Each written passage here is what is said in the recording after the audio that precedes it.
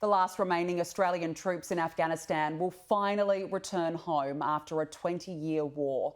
80 Australian soldiers return on September the 11th, in line with the withdrawal of US troops. Joining me now live is Army lawyer and former Army officer Glenn Kolomeitz. Glenn, good morning. Did this war serve its purpose? Good morning, Danica. I have to say, we went into that war with a very ill-defined mission, and even now we still have no defined mission. So I'm not convinced that we achieved its purpose, having no defined purpose. So what was Australia's strategic purpose then in Afghanistan? Or, as you mentioned, was there really no clear terms?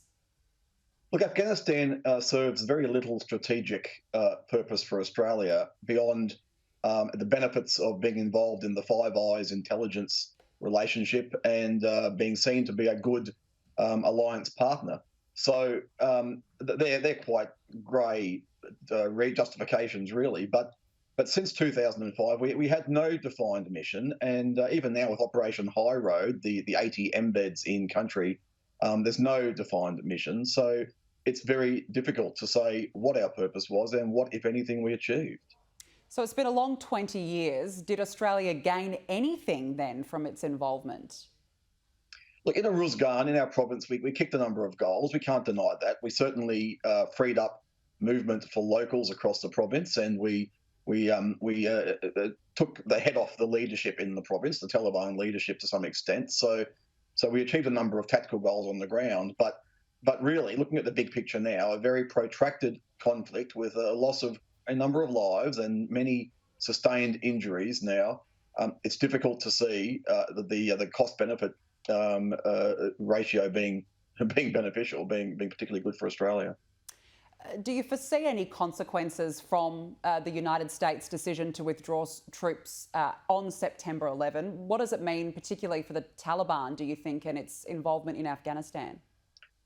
The Taliban will undoubtedly see a degree of resurgence here, but I'm not convinced the Taliban is the greater threat in Afghanistan. Now there is an increasingly strengthened Islamic State network presence in Afghanistan, and I don't think that further weakening the Taliban is going to pose the greater threat. In fact, I suspect the Taliban will form some form of government with the current or with future Afghan governments, and with the Islamic State threat being the greater threat in that country. So yes, the Taliban may well be emboldened, but I don't believe they're going to be the greater threat in Afghanistan to the region and to the world in terms of exporting terrorism.